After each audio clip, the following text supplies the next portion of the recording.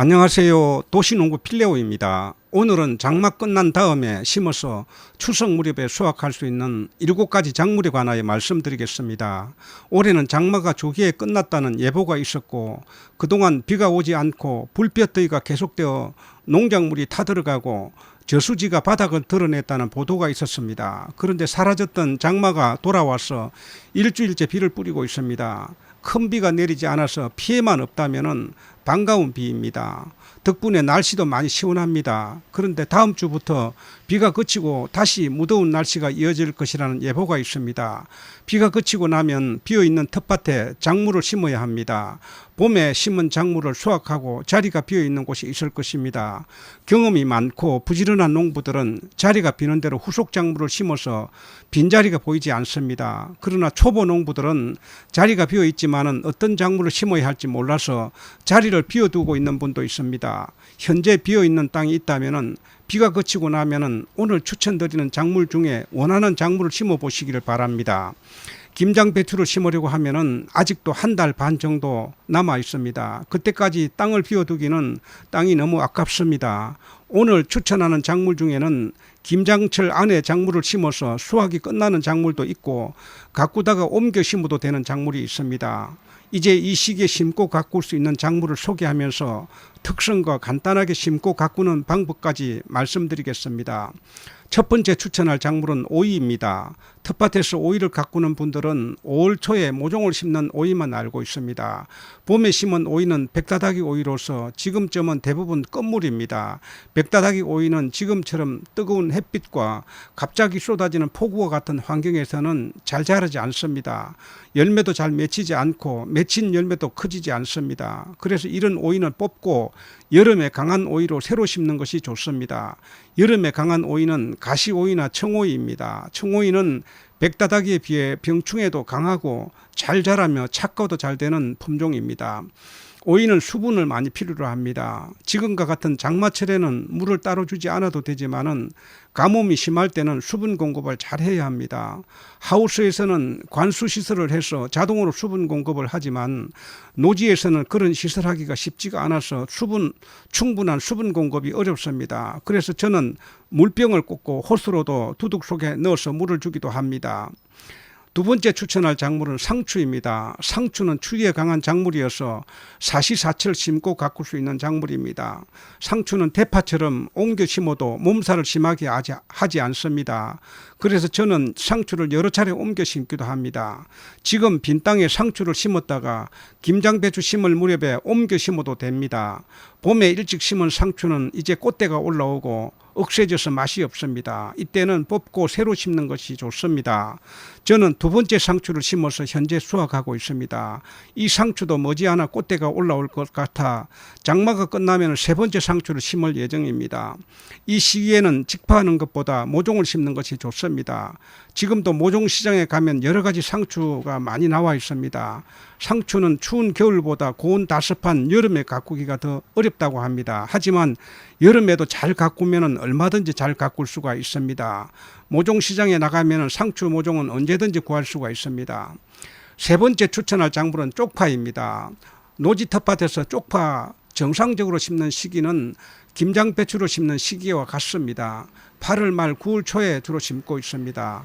이때 쪽파를 심으면 실하게 올라오고 잘 자라게 됩니다. 7월 중순에도 쪽파를 심을 수가 있습니다. 그러나 7월에 심는 쪽파는 정상적으로 올라오긴 하지만은 약간 가늘게 올라옵니다. 잘 가꾸면 굵어지면서 잘 자라게 됩니다. 쪽파는 파종한 지 한 달이면 수확할 수가 있습니다. 쪽파는 종구를 심는 작물입니다. 쪽파 종구는 시장이나 모종가게에서 지금도 많이 팔고 있습니다. 저는 시험 재배를 위해서 6월 중순에 쪽파를 심었는데 발화가 늦긴 했지만 지금 나서 자라고 있습니다. 쪽파는 10월 말이나 11월 초에도 심을 수가 있습니다. 이때 심는 쪽파는 이듬해 봄에 먹기도 하고 종구를 수확하기 위해 심습니다. 10월 중순이나 말경이면 고구마와 나 고추 수확이 끝나게 됩니다. 그 자리에 심으면 내년 봄에도 맛있는 쪽파를 먹을 수가 있고 종구 수확까지 할 수가 있습니다.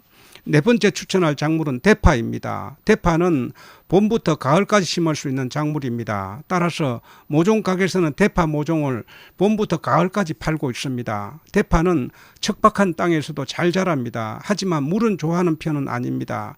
물이 잘 빠지지 않으면 줄기 부분이 짓물러지는 증상을 보이면서 잘 자라지 않습니다. 따라서 물이 잘 빠지는 마사토와 같은 땅이 대파 가꾸기에 좋은 땅입니다. 대파는 씨를 뿌려서 가꾸기도 하고 모종을 심기도 합니다. 하지만 지금 이 시기에는 모종을 심는 편이 빨리 가꿀 수가 있습니다. 이 시기에 나오는 대파 모종은 육묘장에서 봄에 씨를 뿌려서 많이 자란 중파 정도의 모종이 나옵니다. 대파는 잘 살기도 하지만 옮겨 심어도 몸살을 많이 하지 않는 작물입니다. 그래서 자리 나는 대로 이리저리 옮겨 심을 수도 있습니다. 다섯 번째 추천할 작물은 열무입니다. 열무는 봄부터 가을까지 심을 수 있는 작물입니다. 그러나 주로 봄과 가을에 많이 심고 있습니다. 햇빛이 강한 여름철에는 벼룩, 잎벌레와 같은 벌레가 많이 생기고 수분 부족으로 억세게 자라서 열무는 여름에 가꾸기 힘들다고 포기하는 분들이 있습니다. 그러나 이 시기에도 잘 가꾸면은 얼마든지 가꿀 수가 있습니다. 비가 그치고 난 다음에 파종을 하면은 땅이 촉촉하여 발화가 잘 됩니다. 씨를 뿌리고 난 다음에는 수분 증발을 막기 위해 차각막을 덮어둡니다. 싹이 나면 덮었던 차각막은 걷어주고 조밀하게 올라온 열무를 솎아줍니다. 저는 이 시기에 열무를 가꿀 때는 지주대를 이용하여 차각막을 덮어줍니다. 이렇게 하면 수분 증발을 막아서 열무가 부드럽게 잘 자라게 됩니다. 그리고 비가 오지 않을 때는 물을 자주 주어야 부드럽게 잘 자라게 됩니다. 여섯 번째 추천할 작물은 얼갈이 배추입니다. 얼갈이 배추는 봄부터 가을까지 심을 수 있는 작물입니다. 그러나 주로 봄과 가을에 많이 심고 있습니다. 봄에는 4월 초에 심고 가을에는 8월 말 9월 초에 심고 있습니다. 이 시기에 얼갈이 배추를 가꿀 때는 열무와 같은 방법으로 가꾸면 여름에도 잘 가꿀 수가 있습니다. 비가 오지 않을 때는 물을 자주 주어야 얼갈이 배추가 부드럽게 잘 자라게 됩니다. 일곱 번째 마지막 추천 작물은 시금치입니다. 시금치는 직파하는 작물입니다. 파종 시기는 봄부터 가을까지 언제든지 심을 수가 있습니다. 시금치 씨앗은 여름용과 월동용 시금치 두 가지가 있습니다. 7월에 심는 시금치는 여름에 심는 시금치 씨를 뿌려야 합니다. 시금치는 파종 시 토양의 수분 함량이 60% 이상 촉촉해야 발화가 잘 됩니다. 장마가 끝난 다음에 땅에 수분이 많아서 씨를 뿌리면 발화가 잘 되는 편입니다. 파종 방법은 20cm 간격으로 골을 내고 시금치 씨앗을 고루 뿌립니다. 그런 다음 차각막으로 덮어두면 일주일 정도면 싹이 올라오게 됩니다. 오늘은 장마 끝난 다음에 심어서 추석 무렵에 수확할 수 있는 7가지 작물에 관하여 말씀을 드렸습니다. 지금까지 시청해 주셔서 감사합니다. 도움이 되셨다면 구독, 좋아요 부탁드립니다. 다음 영상에서 뵙겠습니다. 안녕히 계십시오.